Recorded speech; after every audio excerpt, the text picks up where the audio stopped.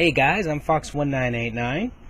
Today I have Culdcept for you guys today. I had asked if anybody wants me to let's play it, and nobody responded, so I'm going to do what I want to do. That's what you get for not responding. So, I'm going to create a new character.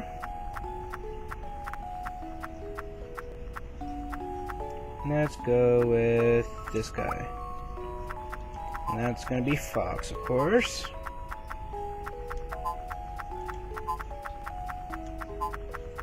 There you go. And I'm still playing with my DualShock 4. Playing a PlayStation 2 game on a PlayStation 2 emulator with a PlayStation 4 controller. So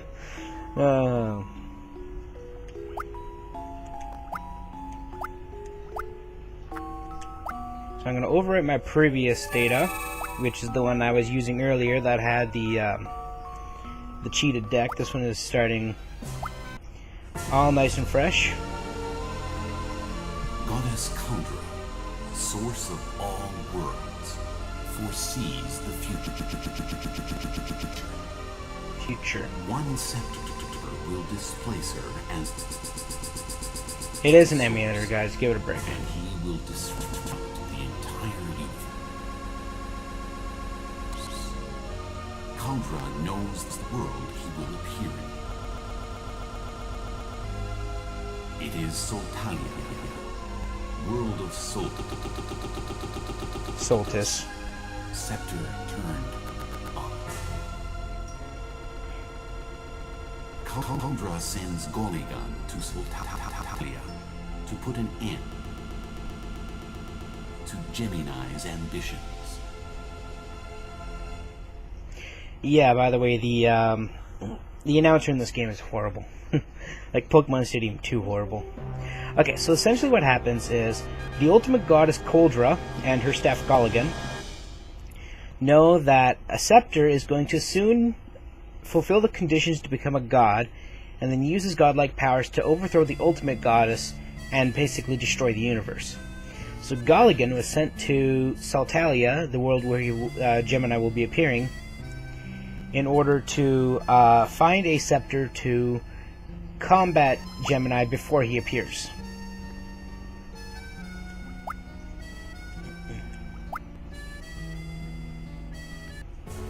I have found you, Goligan.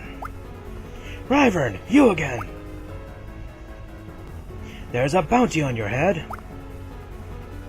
For a bounty hunter like me, there's no way I can let you get away. Not now. I don't have enough magic power to fight him now. Culdra, I'm so sorry. It appears my mission is a failure.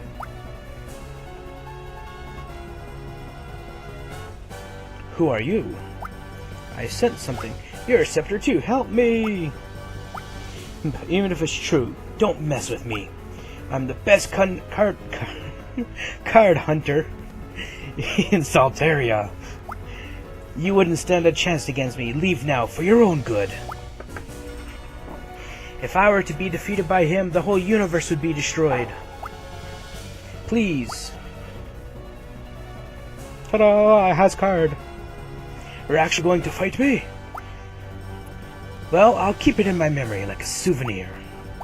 So, you're called Fawkes. You travel as well in search of cards.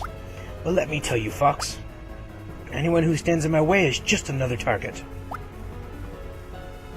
You will regret that you ever saw me.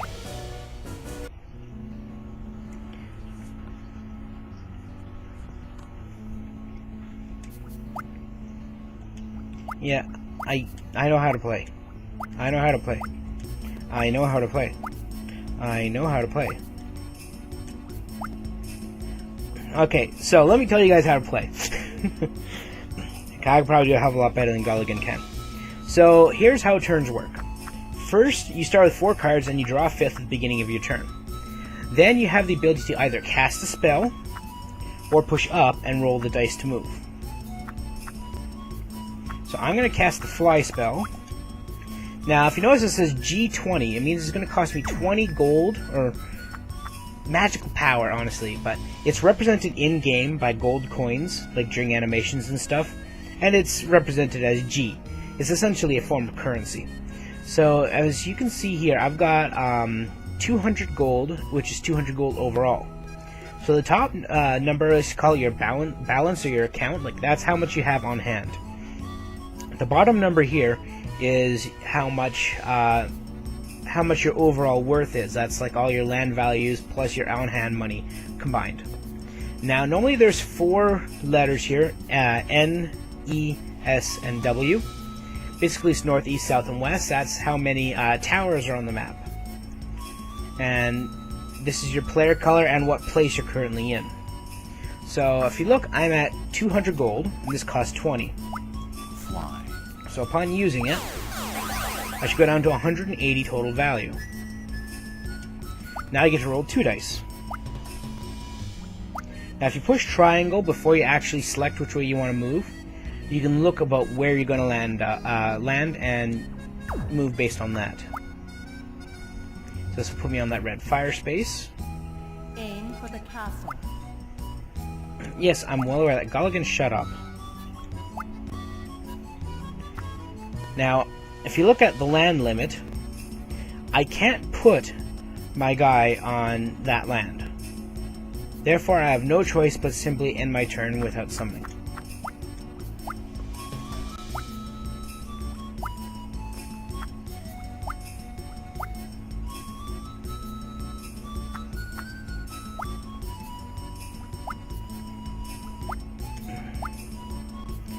Screw off, Gulligan.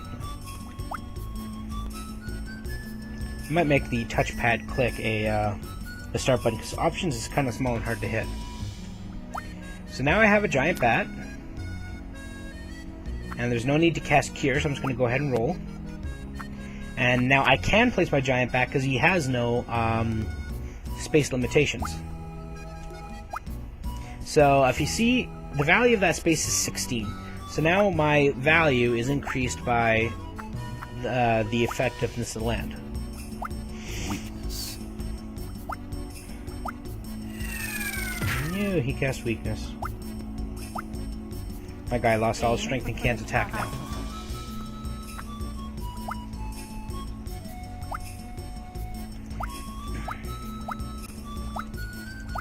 Okay, so now, if I was to point at that space, I see where it says value 80. So that's how much money is added on to my overall. So 260 plus 80 equals 340. So my total value is 340, but 260 of that is money I have on hand. Now I'm going to place my Wall of Ice. Now, my Wall of Ice is a water monster, and it is on a water space. So it's going to gain a same type attribute bonus. We'll call it a stab for anybody who plays Pokemon, because same type attribute bonus also has the same acronym.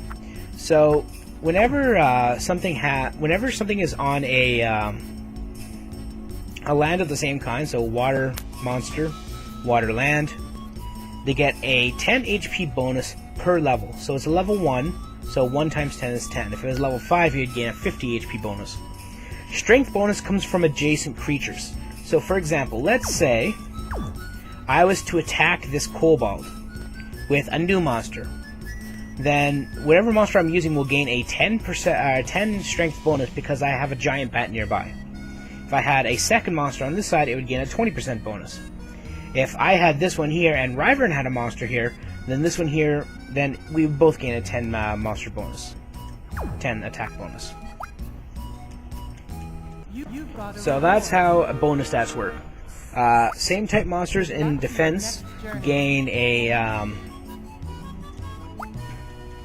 10-point strength burst per adjacent monster, and same type monsters gain a health boost as long as they're on the same square per level of the monster. Level of the square. Okay. Now, if you look at my Hurricane, it has an unlimited grass, so I can't put it down. Now, monsters can have several different attributes as well. I'm not sure if you noticed, but my Hurricane has something that says defense as like the first word of its description. Let's look at the see where it says defense here. What that means is that I cannot use it offensively. If I land on an enemy's already occupied square, I cannot use Hurricane to initiate a battle because it's defense only. For example, Fighter that doesn't have that, he can. You also notice that the Hurricane also had first attack. That's pretty self-explanatory. In battle, it will be the first of the two monsters to strike, unless both monsters have first attack, in which the attacking monster always gets priority.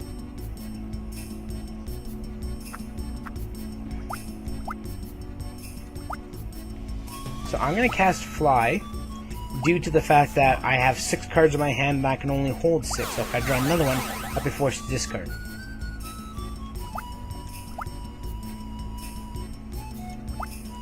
Yes, I know, shut up. Now one thing I'm going to do is, whenever you're walking around, let me just go here.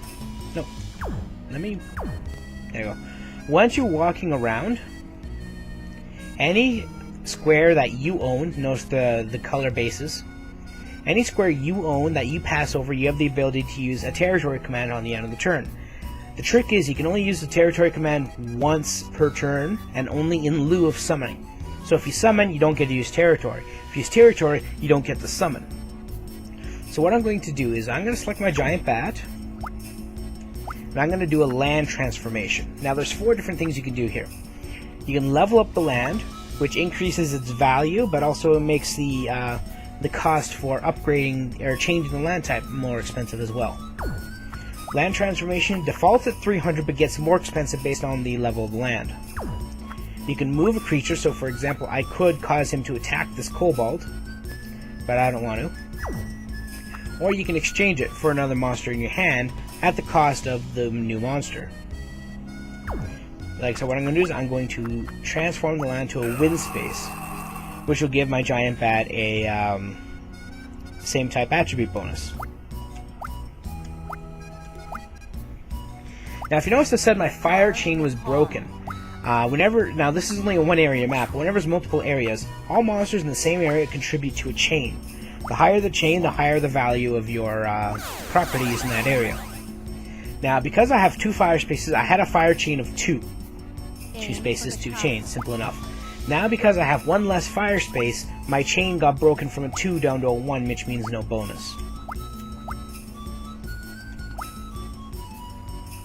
I'm going to look at Ryvern. He's right before his goblins. There's no sense to cast the Holy Word 1. But I can cast the Holy Word 6 to allow me to move for 6 spaces.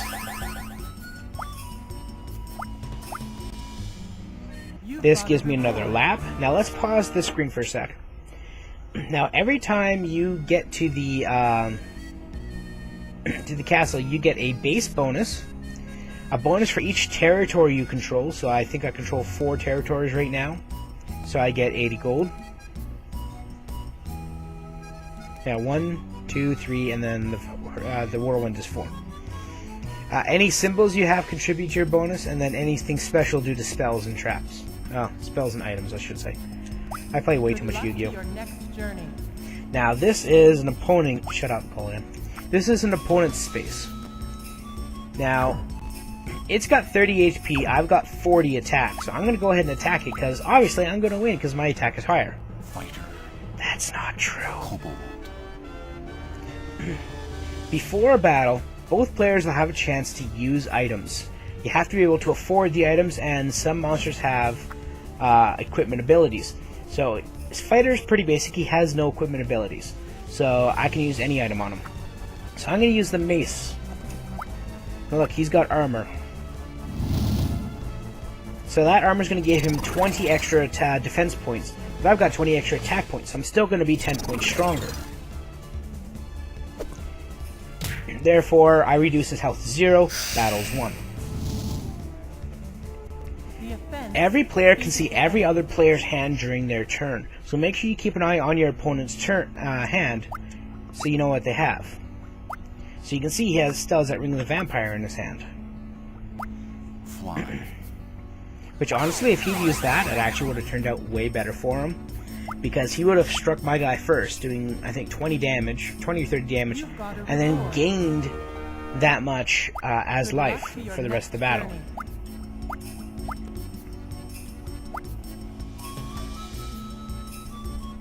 So I'm going to go ahead and roll the dice. Now, as you can see, my fighter is now in the space where his kobold was. That's because I've defeated it and taken over the space. Now, if you notice, he has a different element than anything you've seen so far. This is a neutral element. Neutral elements gain no bonus from the square, even if they're on a neutral square, because there's 6 different kinds of squares. You have the water square, the grass square, the wind square, the fire square, neutral squares, and quintessent squares, what they call them, or multi-element squares. Multi-element squares can give an attribute bonus to any element except normal, but they do not contribute to a chain. Whereas normal squares neither contribute to a chain nor give any element bonus. Normal monsters do not get elemental bonuses from any squares, even normal squares, unless they have, for an example, the spell Camouflage on them, in which any monster can gain a bonus from any color. Now, what I'm going to do is I'm going to use my Holy Word 1, and I'm going to use it on myself. I can use it on anyone, but I want to land on that tower to show you something. If you land either on the tower or on the castle, you can use your shut up, Gulligan, I'm explaining it. You can use your territory control on all lands you control. So what I'm going to do is, how much gold do I have? 476. I'm going to transform this into another wind space. Now notice how my bat has a 24 cost. Like, that's if Ryvern lands on it, that's what he has to pay. Hang on. Stupid Avira update just started up. Now it's 2 chain because I got 2 wind spaces. Now that's going to increase symbol value, but it also increased the cost because it was 16 before, but now it's 24.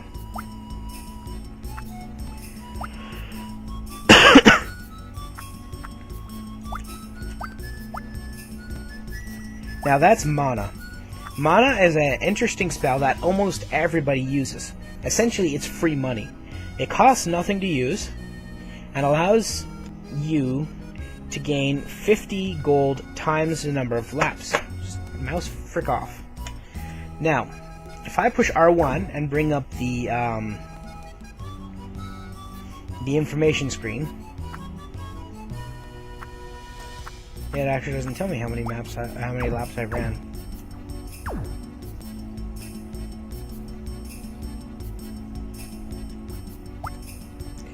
Anyways, for every lap you've run, you gain... shut up, Gulligan. I just explained that. So now I'm going to show you leveling up. So, when you level up a territory, its value goes up and its rent goes up. So the value is doubled from 80 to 160, and the toll goes from 16 to 48. So now, if Gulligan lands there, he has to... or not Gulligan. Ryvern. If Ryvern lands there, he has to pay me 48 gold instead of the original 16. Self-explanatory, isn't it? Aim for the castle.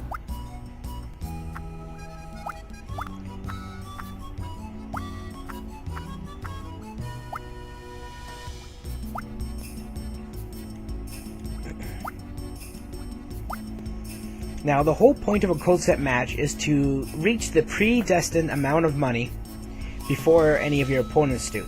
Now, the pre-range amount for this one, I believe, is 5,000. You've got a reward. But trust me, once you start ramping up, it gets there pretty fast. Good luck to your next journey. So now I just passed the castle, so I got my lap bonus. Plus, since the lap count is slightly higher, I will now be able to use mana and get a higher amount off it than I would have last turn. What I'm going to do now is I'm going to level up the land of my fighter. Now, like I said, he doesn't get an attribute bonus, but I can always switch him out for a grass type creature if I draw one, which can get the attribute bonus. I don't think I will have any grass though, because there's 2 starter decks: fire and grass and water and wind. I got the water and wind deck, which is my favorite. Card your card. I'm going to get rid of Cure, I don't really need it. Then I'm going to cast Mana. Mana. which is going to give me, let's see, I believe I'm on lap 3, so 150 gold. 200, I'm on lap 4. Now I'm going to go ahead and place this goblin down, just because it'll increase my wind chain, therefore increasing the toll for all my wind spaces. Not only that, it simply just adds to my overall value by 80 points. You've got a reward. Good luck. Now, while it's usually more beneficial to place down things of the same type on the same square, don't be afraid to take certain squares that might be beneficial to you in the future. Aim for the castle. Now, it's territory command. Now, for example, I just placed this goblin down, but then I drew a wind monster. So I can use the exchange creature to exchange that goblin for that wind creature I just got, giving me a stab on that creature, as well as allowing the goblin to return to my hand, heal all damage, remove any curses, and be ready for battle again.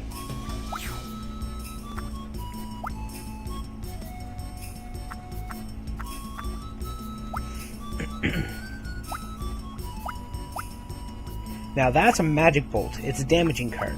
So it costs 50 gold and it says give 20 damage to the target enemy creature. Magic bolt. Essentially inflict 20 damage to a creature of your choice. So I'm going to look around. Most of these have 30 HP. This one only has 20.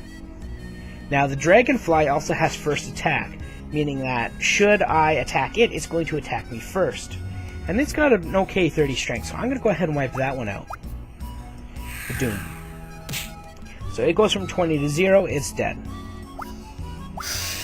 Now I could have damaged anything that has 30 and simply just would have reduced it down to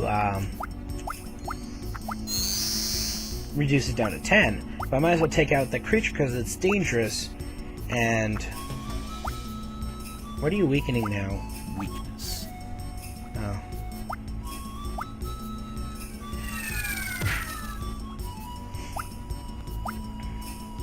So he lands on my thing. He's going to attempt to fight it. Giant rat. Hurricane. Now, my hurricane has first attack. So now his thing only has 10 HP. So I'm not even going to do anything. You know what? I'm going to use a longsword just to be safe. Okay, it wasn't necessary. Oh, his has first attack too. So his will attack me first. Ooh, a whole 20 damage. I'm still alive. Then I'll swing back. I forgot Giant Rat had first attack. The defense was too Either way, strong. I repelled his attack. Therefore, he has to pay me the 28 gold.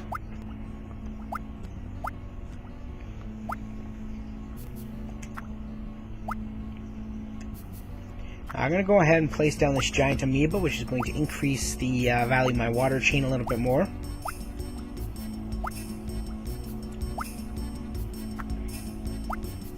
Aim for the castle. And he's going to level up his giant bat.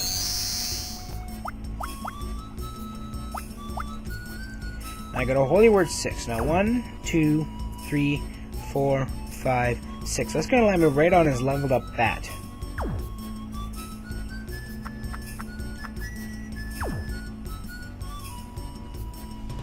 Now, it's got 50 HP because of the 30 natural HP plus the 20, it doesn't have first attack, does it? No. But I'm going to go ahead and use this, because I've got a plan. Holy Word 6. Wait. Okay, yeah.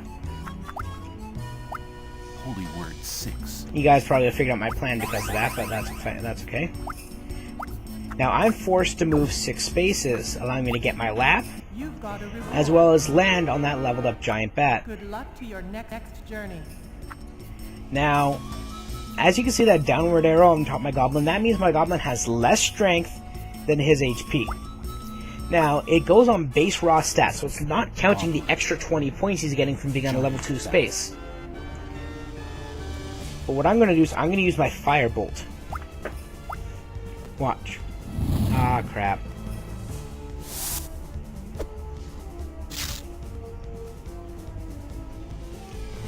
Well, screw you too, Ryvern. What I was planning to do was the Firebolt is a scroll attack. Scroll attacks set your guy's attack to a specific level. In this case, it would have been 30. Go away, Ryvern. And the other thing is it ignores any stab bonuses.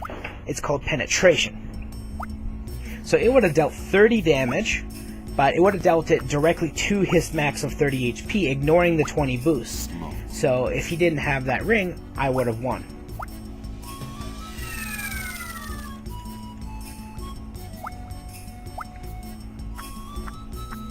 But it looks like I'm going to get my revenge here because his Goblin has no chance of beating my Hurricane. Goblin. Hurricane.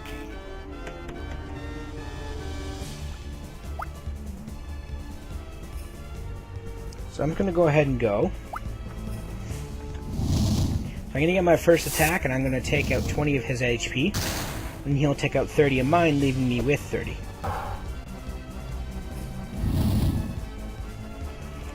Either way, his attack is repelled, and he has to pay me the 28 gold.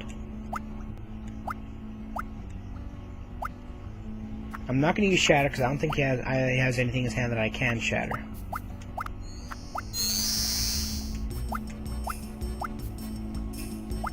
Nope, he doesn't. Shatter allows you to destroy any item or spell card, but it can't affect monsters, which is all he has.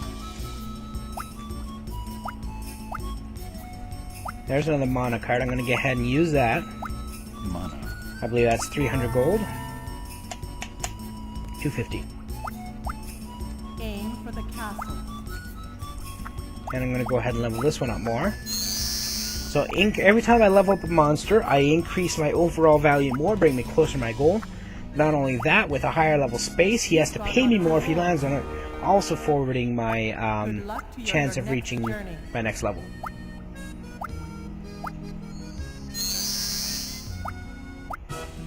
Now, I've already reached the halfway point, which is why the music changed.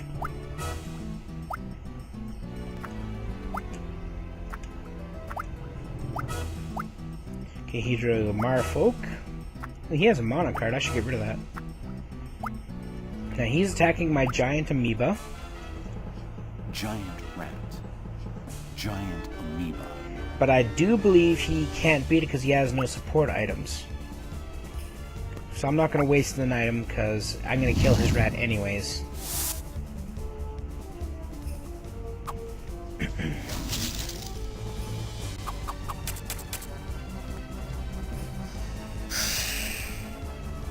And there we go. Attack is repelled. And he has to now pay me the, what, 70? No, 24. Thought I had that one leveled up, but I didn't. Now, this one here, can I exchange it? Only for that, eh?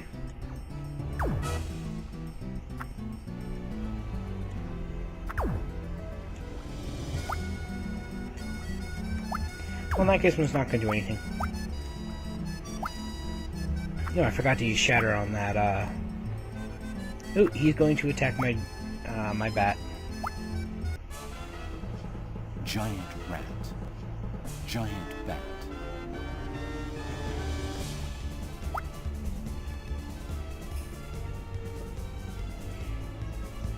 Now, I'm going to go ahead and equip the mace, because otherwise my guy has no attack, thanks to the weakness spell.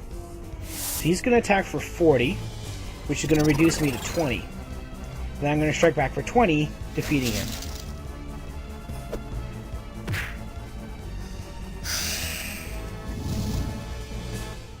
The defense was too strong. Now he has to pay me the 230 gold.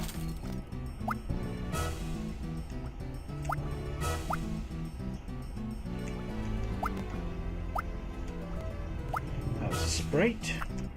I'm going to go ahead and use some of that gold he just gave me to use Shatter to get rid of his mana, which will prevent him from getting more gold in the future. Place down my King Tortoise to solidify my water chain a little bit higher.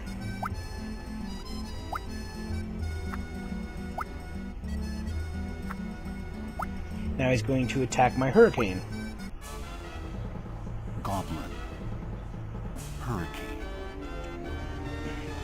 Now my Hurricane hasn't the strength to beat him outright, but I've got plenty of HP, so I'm just going to go ahead and let the attack go through.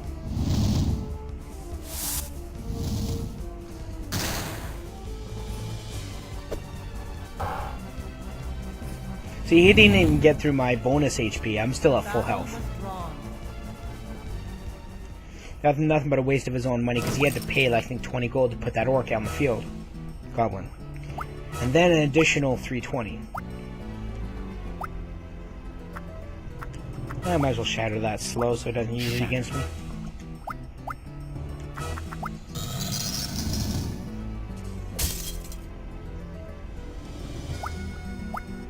So another lap. Got a reward.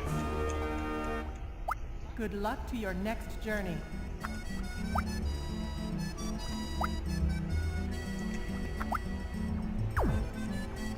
Instead of changing that one, I'm going to level this one up, which will give me a much higher boost. So the value went from 144 to 1152, and that's how much it's now worth and is added to my total. Aim for the castle.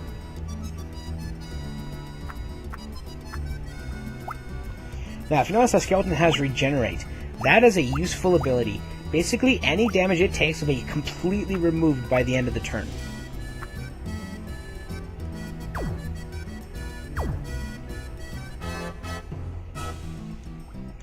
Okay, I'm going to go ahead and take this space. Sprite. Giant bat. So I'm going to equip my longsword. Oh, he's got a Ring of the Vampire. Damn it. See, that's why you have to watch your bonus hand. Even though I have enough attack to take him out, because he's only got 20 strength, plus an additional 20, it's not 40 natural strength. Therefore, I can't use Sprite's ability to negate it. Well defended, Ryvern. But if I had taken it, I would have put a wind monster on a wind spot, giving me an advantage there. Plus, it's already leveled up, which would have given me another bonus as well. Goblin. Hornet.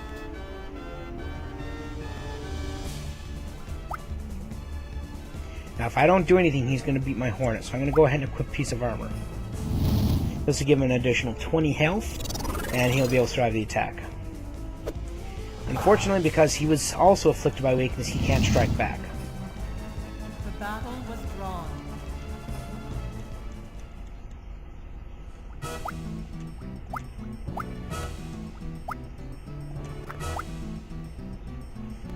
Aim for the castle. You got a harpy. I'm going to put that down.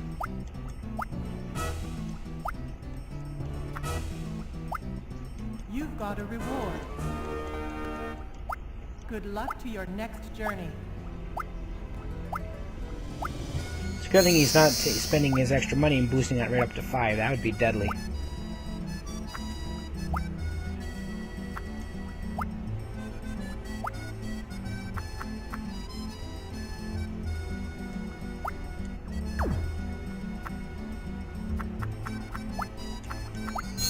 Maybe I should have saved that harpy and switched it out for that giant bat there.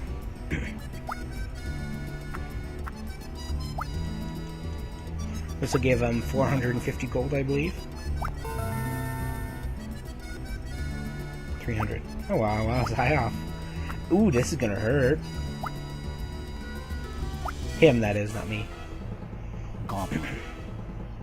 Giant amoeba. Now, it's got 66 health, but my guy can't equip any armor. I have no choice but just to let this happen. Now, he's only going to deal 20 damage. Since he's got a base of extra 40 HP, he doesn't even touch his remaining 26 HP. Since he failed to take up my monster, he now has to pay out that large 600 and whatever fee. Now, if you notice, my colored number up there was flashing. That means exactly what Gulligan just said. I now have enough magic to essentially win the game. But before that happens, I need to make it back to the castle. So I'm going to use this time to spend more money and solidify my lead. That way he can't take something and have my lead dropped. Because if he used to take this nice big expensive territory, then I would lose its value and probably sink below. I don't think he had anything, but I'm going to play it safe here and use the scale mail. So plus 30.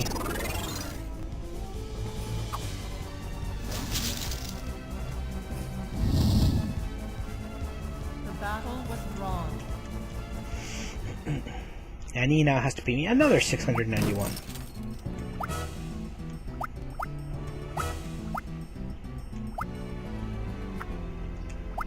Oh, come on!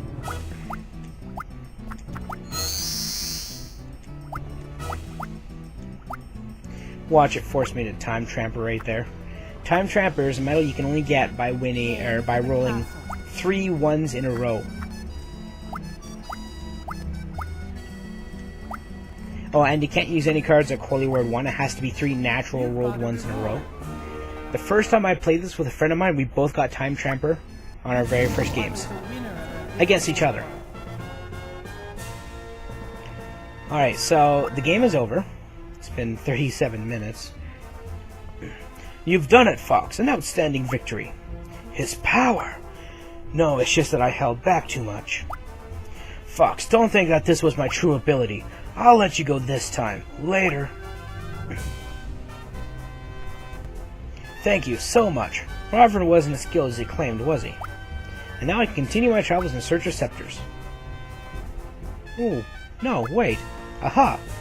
Fawkes, your skills right now and your powerful presence. You are without a doubt the scepter I've been searching for. Please tell me, only you can save the universe. The true winner. And then there's the results screen.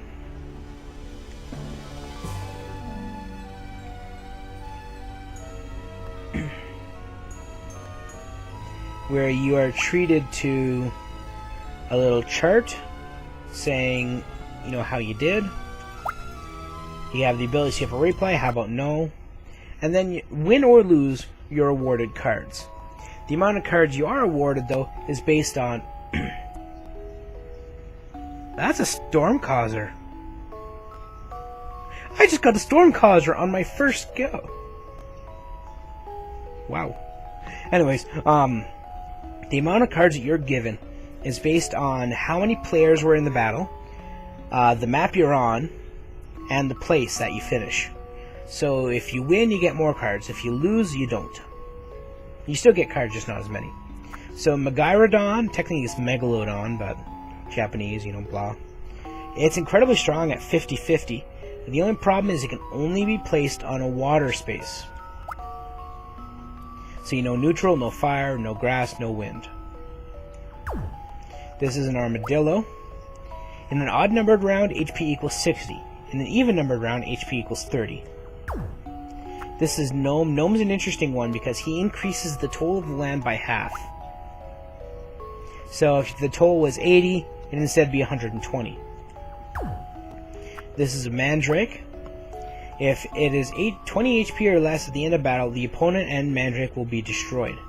So if he hits me for 30, then my Mandrake will strike back with its ability, killing both players. One moment, please. Yep. I'll be up in a minute. Then we have Pegasus here, which I believe has first strike.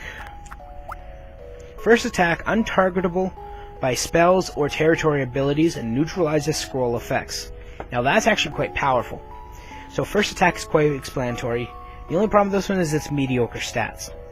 Untargetable by spells or territory abilities means that somebody can't use Evil Blast on it to destroy it, or use Bookworm's effect to destroy it. Oh, that only works when it's on the hand. That wouldn't work unless it's on the field. The other thing is if somebody uses a scroll against it, it has no effect. Neutralizes scroll effects. This is Aura Blade. Strength plus value of HP. So if I have something with 10 strength, but 50 HP, it would have 60 attack, 10 plus 50. Rock Biter does additional damage to grass creatures, critical hit, which is 1.5 times damage, but also adds an additional 20 strength. So if something has 40, plus 20 equals 60, plus if it's grass, it'll do critical hits, plus an additional 30, that's 90 damage. And Storm Causer is one of the single most strongest equip cards in the game. 60 strength additional, but it subtracts 30 HP. So there's one called Masterman that does plus 50 minus 10. But I believe that is the strongest one. Now the only problem is if that minus 30 actually reduces it to 0, it will kill it. So you have to use it only on things that have at least 31 or higher HP.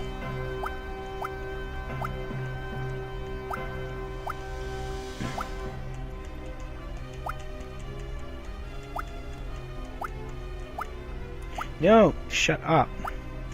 So it's going to save the game. And I now have two places I can go. I can go to Domwood, or I can go to Malthusburg. Either way, it's been 40 minutes, so I'm going to go ahead and call this an episode. Thanks for watching, and thanks for listening, and join me next time. I'm Fawkes1989, signing off.